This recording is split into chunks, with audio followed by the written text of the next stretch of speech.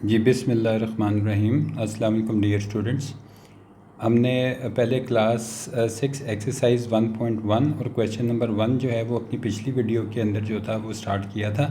आज हम इस क्वेश्चन है which of the following statement is a set और नॉट, ये इसके हम जो बाकी पार्ट्स हैं क्वेश्चन के वो आज हम इसमें सॉल्व करेंगे। मैंने क्वेश्चन आपके सामने जो है वो लिख दिया है, अगर आप इसको गौर करें कि which of the following statements is a set और नॉट, ये मैं आपके सामने अंडरलाइन कर रहा हूँ कि ये हमने स्टेटमेंट्स जो हैं अपनी इसमें जो पहली स्टेटमेंट थी वो हमने कर ली थी और अगली स्टेटमेंट जो है वो हम अब दोबारा इसको देखेंगे कि क्या ये एक सेट है या नहीं। ये नंबर 2 स्टेटमेंट इसकी है, the difficult questions of a test. अब ये स्टेटमेंट नंबर 2 स्टेटमेंट है और हमने इसमें जो इसका जवाब लिखना है वो ये है कि क्या ये एक सेट होगा या नहीं होगा। आपको याद होगा कि हमने जब पहले एक चीज़ इसमें सेट्स में डिस्कस की थी तो हमने दो बड़े इम्पॉर्टेंट पॉइंट्स जो थे वो मैं आपके सामने यहाँ पे मेंशन कर देता हूँ। हमने ये डिस्कस किया था कि हमारे जो एलिमेंट्स हैं, सेट के जो एलिमेंट्स हैं वो वेल डिफाइंड होने चाहिए। ये आपको याद होगा कि पिछली वीडियोस में भी हमने इसका ज़िक्र किया था। और दूसरी बात क्या थी कि वो डिस्टिंक्ट होने चाहिए, और डिस्टिंक्ट का क्या मतलब था कि दोबारा रिपीट ना हो रही हो, सेम नहीं होने चाहिए। ठीक है, तो अगर हम इस वक्त अपने इस स्टेटमेंट को देखें कि द डिफ़िकल्ट, अब जब वर्ड डिफ़िकल्ट आया, ये मैं आपके सामने इसको इनसर्कल कर रहा हूँ, जब ये वर्ड डिफ़िकल्ट आया तो इसका मतलब है कि ये वेल डिफाइंड नहीं है। ये वेल डिफाइंड नहीं है। और ये वेल डिफाइंड क्यों नहीं है? ये इसलिए वेल डिफाइंड नहीं है क्योंकि कुछ क्वेश्चंस जो हैं वो कुछ स्टूडेंट्स के लिए इजी होंगे और वही क्वेश्चंस जो हैं वो किसी और स्टूडेंट्स के लिए डिफ़िकल्ट हो सकते हैं। तो पहली जो हमारी कंडीशन थी कि वेल डिफाइंड हों, वो तो इसमें पूरी नहीं हुई। तो ये हमने पहली कंडीशन देख ली कि वेल डिफाइंड नहीं है, और डिस्टिंक्ट हो भी सकते हैं और नहीं भी हो सकते। तो इसका ये मतलब है कि अगर वो डिस्टिंक्ट हों भी लेकिन चूंकि वो वेल डिफाइंड नहीं है तो हमारी ये स्टेटमेंट जो है ये सेट नहीं होगी। तो हम इसका आंसर लिख सकते हैं कि आपकी जो number 2 statement is not a set. तो ये आपको यहाँ पे क्लियर हो गया और हमने इसका जो आंसर है वो भी लिख लिया कि आंसर इसका क्या था कि number 2 statement is not a set. अब हम आगे चलते हैं और अगली स्टेटमेंट को देखते हैं कि हमारा जो पार्ट 3 है इसी क्वेश्चन का वो हमें क्या बता रहा है। अगली स्टेटमेंट है, हम इसके नीचे एक लाइन लगा देते हैं ताकि आप कंफ्यूज ना हों। अगला हमारी स्टेटमेंट है, द ज्योमेट्रिकल इंस्ट्रूमेंट्स। जिस वक्त आप अपने ज्योमेट्रिकल इंस्ट्रूमेंट्स देखते हैं तो यहाँ अगेन हमें अपनी वही वाली कंडीशन जो है हम चेक करेंगे। पहली कि ये वेल डिफाइंड हो, और दूसरी के डिस्टिंक्ट हों। तो अगर आपके पास अगर एक ज्योमेट्री बॉक्स हो और आप उसमें अपने ज्योमेट्रिकल इंस्ट्रूमेंट्स देखें तो आपको अपने ज्योमेट्रिकल इंस्ट्रूमेंट्स में जो चीज़ नज़र आ रही होगी वो क्या हो सकती है। आपके पास ज्योमेट्रिकल इंस्ट्रूमेंट में एक इस तरह का स्केल हो सकता है, ठीक है, जिससे आप मेजरमेंट करते हैं और अपने जो है कोई आपने अगर स्ट्रेट लाइन जो है वो लगानी है वो लगा सकते हैं। उसके अंदर आपको एक सेट स्क्वायर्स मिलती हैं, उसमें क्यों ट्रायंगल होता है, ठीक है, एक उसमें इस तरह का ट्रायंगल होता है, एक उसमें कंपास होती है जो आपने देखी होगी जिससे आप सर्कल लगाते हैं। तो डिफरेंट इस तरह के इंस्ट्रूमेंट्स जो हैं वो उसमें होते हैं। तो जब हम अपने ज्योमेट्रिकल इंस्ट्रूमेंट्स को देखते हैं, आपके पास जो इस वक्त ज्योमेट्री बॉक्स में अब जिस वक्त ज्योमेट्रिकल इंस्ट्रूमेंट्स देखेंगे तो आपको क्या दिखाई देगा कि आपके ज्योमेट्रिकल इंस्ट्रूमेंट्स वेल डिफाइंड भी हैं और डिस्टिंक्ट भी हैं। ये दोनों कंडीशंस पूरी हो गई। इसका यह मतलब हुआ कि इस वक्त हमारी ये स्टेटमेंट, हम इसका आंसर यहाँ पे नीचे लिख देते हैं, ठीक है, ये हमने इसका आंसर नीचे लिख दिया कि number three statement is a set. तो ये हमारा पार्ट 3 जो है वो एक्सरसाइज 1.1 का पार्ट 3, हमने उसका आंसर यहाँ नीचे आपके सामने लिख दिया। अब इसके नीचे भी हम अंडरलाइन लगा देते हैं और अगला क्वेश्चन जो है इसका पार्ट 4, वो हम चेक करते हैं कि वो पार्ट 4 की स्टेटमेंट जो है वो क्या कह रही है। तो पार्ट 4 जो है स्टेटमेंट का वो क्या कहता है, वो ये कहता है, हम इसको चेक करते हैं कि पार्ट 4 जो है हमारे एक्सरसाइज 1.1 उसमें लिखा है द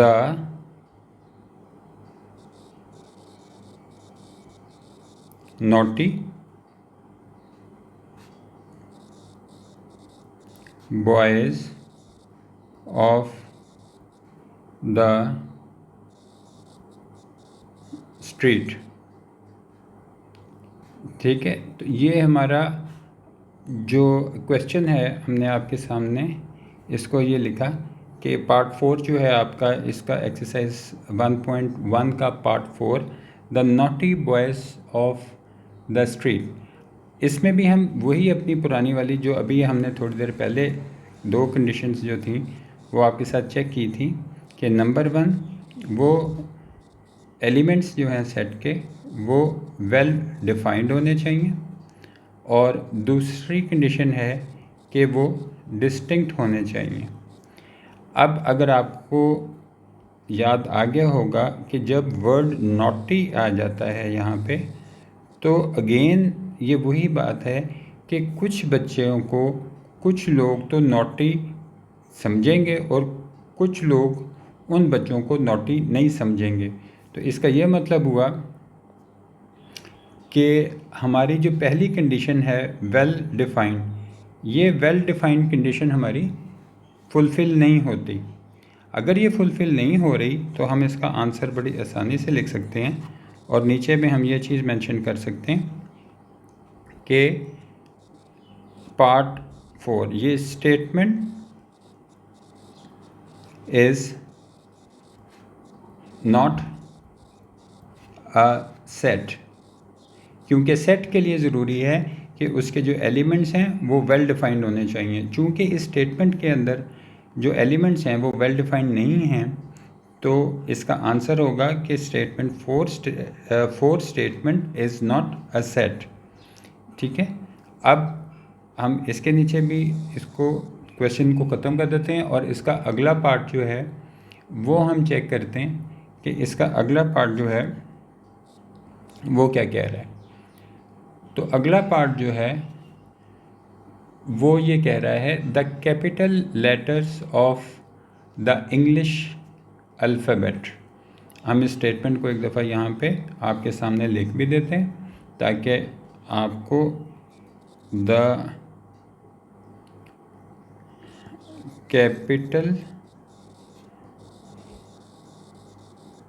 लेटर्स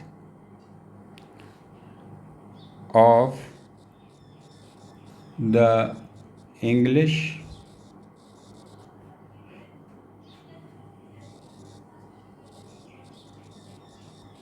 अल्फ़ाबेट। ये हमने आपके सामने इसकी स्टेटमेंट लिख दी और अब हम इस स्टेटमेंट को ये चेक करते हैं कि क्या ये एक सेट है या एक सेट नहीं है। तो हमारी वही पुरानी दो कंडीशंस मैं दोबारा आपके सामने यहाँ पे मेंशन करता हूँ। पहली कंडीशन हमने ये चेक कर दी है कि वेल डिफाइंड हों, और दूसरी कंडीशन हमने क्या चेक करनी है कि वो डिस्टिंक्ट हों। ये दो कंडीशंस जो हैं ये फुलफ़िल होनी चाहिए, तो ही हम किसी स्टेटमेंट को सेट कह सकते हैं। अब अगर आप इसमें ये गौर करें कि अगर आप इंग्लिश अल्फ़ाबेट्स को देखें तो सारे इंग्लिश अल्फ़ाबेट्स जो हैं वो वेल डिफाइंड होते हैं और वो डिस्टिंक्ट भी होते हैं। तो इसका यह मतलब हुआ कि अब ये दोनों कंडीशंस हमारी ट्रू हो गई, हमें फुलफ़िल हो गई। हमें पता चल गया कि हमारे तमाम इंग्लिश अल्फ़ाबेट जो कैपिटल लेटर्स हैं वो वेल डिफाइंड भी हैं और डिस्टिंक्ट भी हैं। तो हमारी ये पार्ट 5, इसका अगर हम यहाँ पे आंसर लिखना चाहें तो हम इसका आंसर कैसे लिख लेंगे कि हम कहेंगे कि part 5 statement is a set, यानी हमारी जो पार्ट 5 स्टेटमेंट है वो एक सेट हो सकता है। तो हमें ये पता चल गया कि हमारा ये क्वेश्चन भी सॉल्व हो गया। और अब आपको ये भी लग रहा होगा कि ये जो क्वेश्चंस हैं ये देखने में अगर आपको मुश्किल लग रहे हैं तो ये मुश्किल बिल्कुल भी नहीं है, ये बहुत इजी क्वेश्चंस हैं। हम अगला पार्ट इसको सॉल्व करते हैं और उसमें ये चीज़ चेक करते हैं कि क्या हमारी अगली स्टेटमेंट जो है वो एक सेट है या नहीं है। तो हम अगली स्टेटमेंट के लिए उसकी पहले हम स्टेटमेंट लिख लेते हैं कि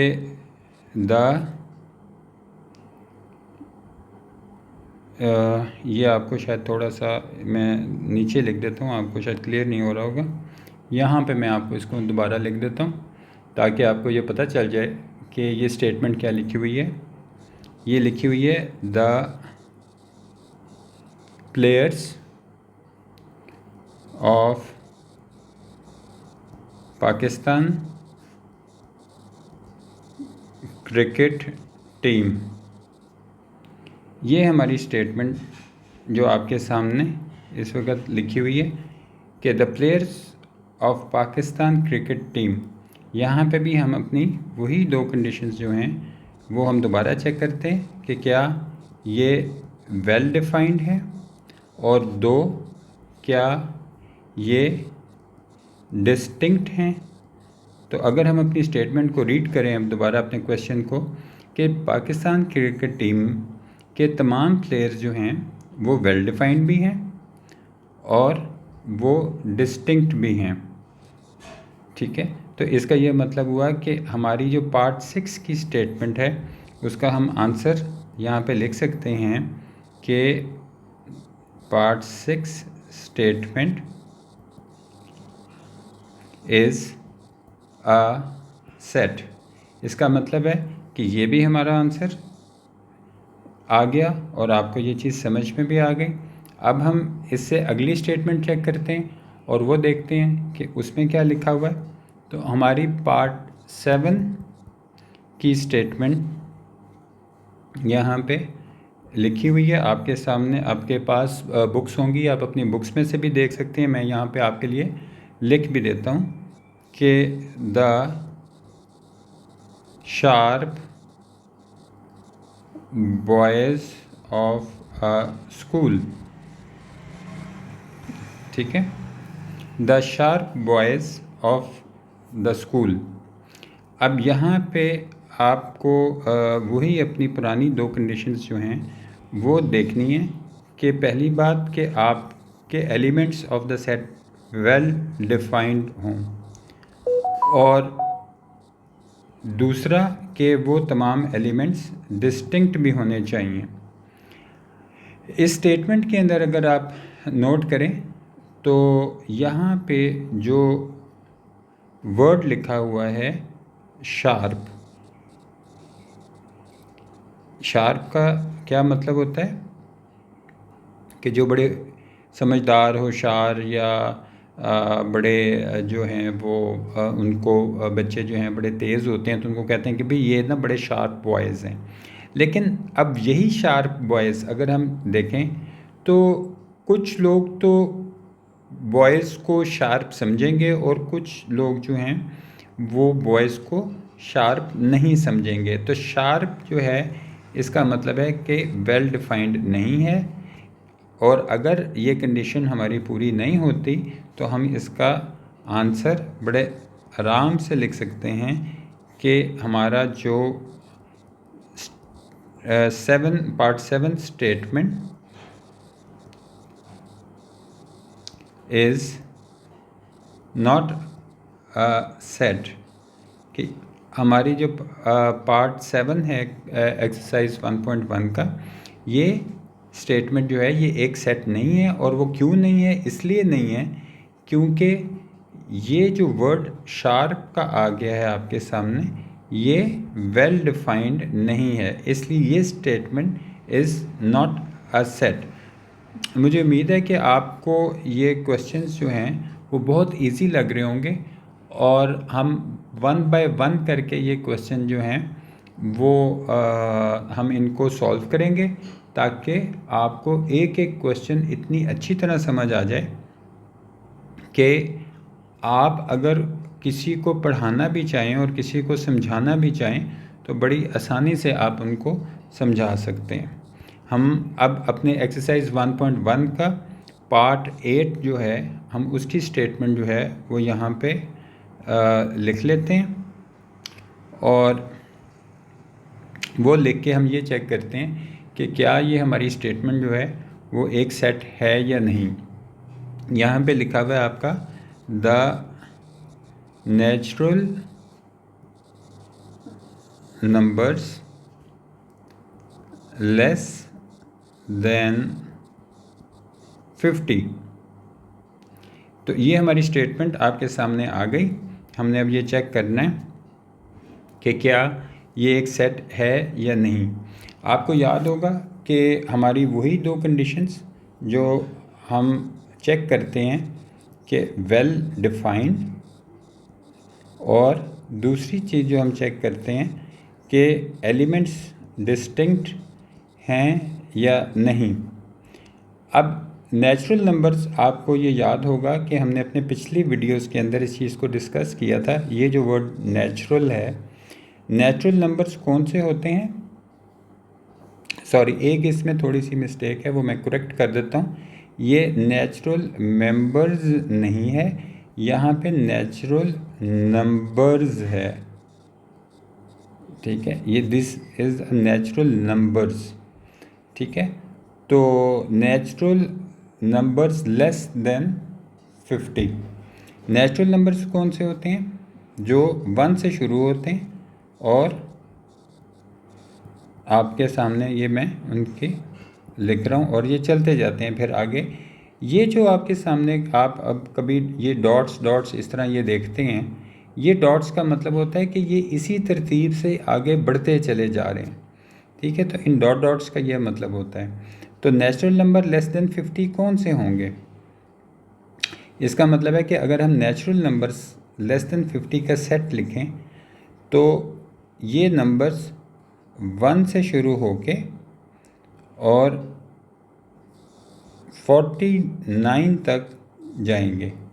अब अगर आप 1 से लेके 49 तक जितने भी नंबर्स को देखें वो तमाम वेल डिफाइंड होंगे और तमाम डिस्टिंक्ट होंगे। इसका ये मतलब हुआ कि हमारी ये स्टेटमेंट नंबर 8 जो है, हम इसका आंसर लिख सकते हैं कि हमारी जो स्टेटमेंट 8 है इज़ अ सेट, ठीक है। बल्कि इसमें यहाँ से मैं दोबारा इसको रीराइट कर देता हूँ कि this statement is a set. तो आपको पता चल गया कि अब हमारे जो पार्ट 8 है हमारा एक्सरसाइज 1.1 का, वो स्टेटमेंट एक सेट है। क्यों सेट है? क्योंकि वो दोनों कंडीशन फुलफ़िल हो रही हैं आपकी, कि नंबर 1 वो वेल डिफाइंड भी हैं और नंबर 2 वो डिस्टिंक्ट भी हैं। कोई भी नंबर रिपीट नहीं हो रहा, सारे नंबर एक दूसरे से मुख्तलिफ हैं और वेल डिफाइंड हैं, इसलिए हमारा ये स्टेटमेंट एक सेट है। अब हमारा लास्ट क्वेश्चन एक्सरसाइज 1.1 का है पार्ट 9, वो भी हम यहाँ पे लिख लेते हैं। इसको हम नीचे ख़त्म कर देते हैं और हम अपना अगला जो पार्ट नंबर 9 है वो देखते हैं कि इसमें क्या लिखा हुआ है। इसमें लिखा हुआ है द होल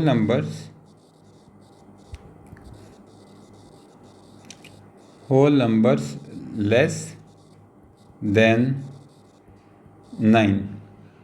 ये हमारे क्वेश्चन की स्टेटमेंट है, इसको हमने चेक करना है और वही चीज़ चेक करनी है कि क्या ये एलिमेंट्स हमारे वेल डिफाइंड हैं और क्या हमारे ये एलिमेंट्स जो हैं वो डिस्टिंक्ट हैं। तो इसका मतलब है कि हम इसको ये चेक कर लें होल नंबर्स आपको याद होगा, हमने ये चीज़ जो थी पहले एक दफ़ा डिस्कस की थी कि होल नंबर्स कौन से होते हैं, जो ज़ीरो से शुरू होते हैं और फिर आगे 1 2 3 4 5 और ये चलते जाते हैं। तो अगर हमारा ये क्वेश्चन हो कि the whole numbers less than 9, तो लेस देन 9 कौन से नंबर हो सकते हैं, हम उनको यहाँ पे लिख के चेक कर लेते हैं कि 9 नंबर से छोटा नंबर कौन से होंगे। तो ये आपके सामने मैं उनको लिख भी रहा हूँ ताकि आपको आसानी से समझ में भी आ जाए और आप इसको सॉल्व भी कर लें।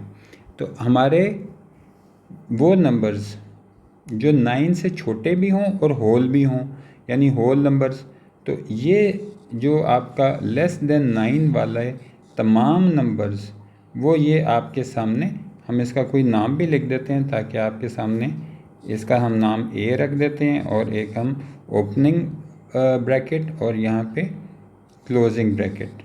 इस सेट में एक चीज़ याद रखिएगा, अगर यहाँ पे लेस देन 9 लिखा हुआ है तो लेस देन 9 का मतलब है कि 9 से छोटा होना ज़रूरी है, 9 इसमें शामिल नहीं होगा, number 9 is not included in this set.